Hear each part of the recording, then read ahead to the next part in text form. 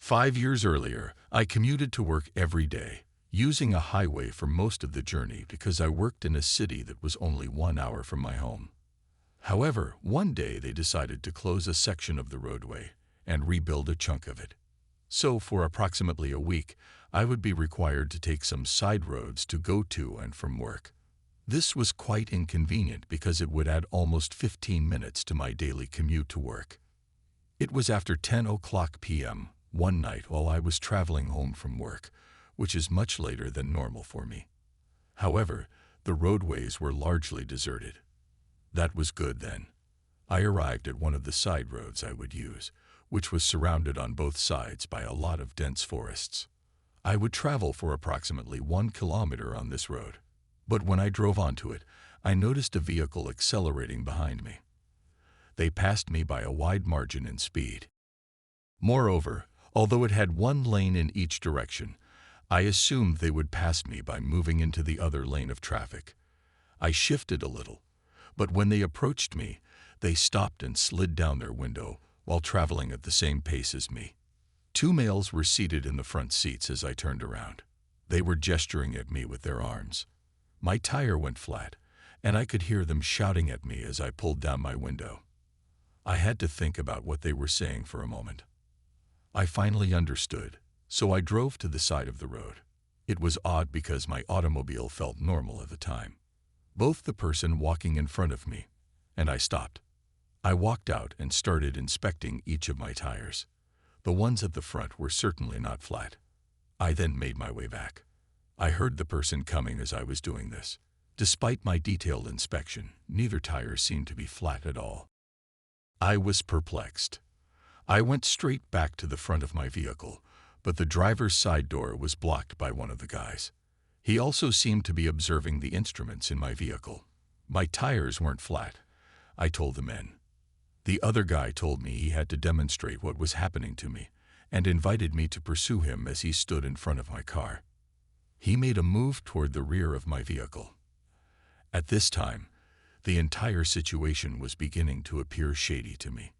Additionally, I did not appreciate the other person who was obstructing my entrance in that manner. I got out of the car and began to walk back. When I first heard a lot of stirring in the trees, I knew something was up.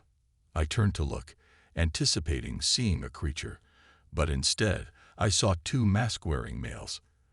The guy was now standing in front of my driver's door, with a grin on his face and his hands outstretched as if he was going to completely prevent me from getting into my car. I turned around and rushed back towards it. I felt as though I had been duped.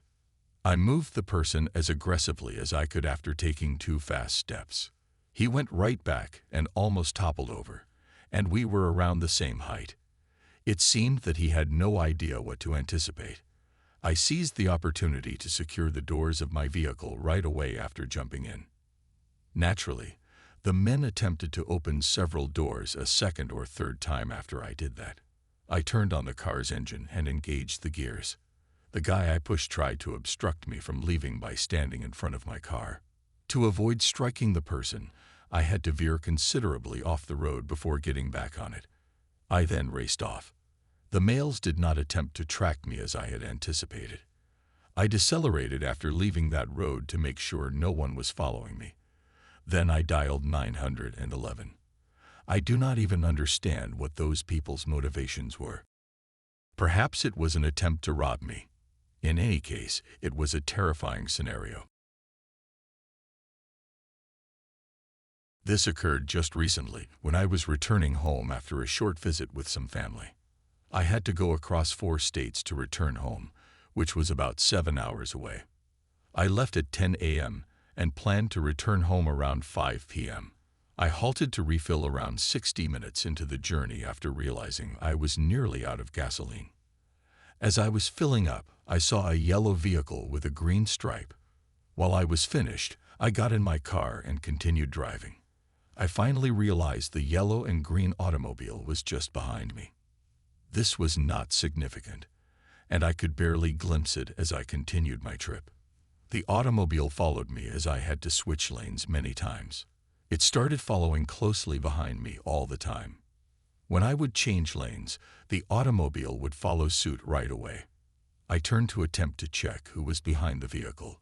Whoever it was, they seemed to be sporting hats and goggles. I was unable to tell, although it appeared to be a male. The car continued to chase me for virtually the whole time after I was an hour away from home, and I was about to become worried. To observe if the automobile would also stop, I decided to pull over at the next exit. I did take the exit toward the rest station, which was present. When I turned, the automobile followed me until the exit. Who it was and what they wanted eluded me. I had no intention of cutting them off or doing anything like that. It was surely purely accidental, I assured myself. The car was stopped about 4 places away from where I stopped at the facility. I awaited the driver's exit while I waited. However, they did not. After some time, I decided to simply go. And yet, as quickly as I turned away, the vehicle followed. The vehicle briefly approached me so closely as I exited the parking area to return to the highway that I worried about being hit.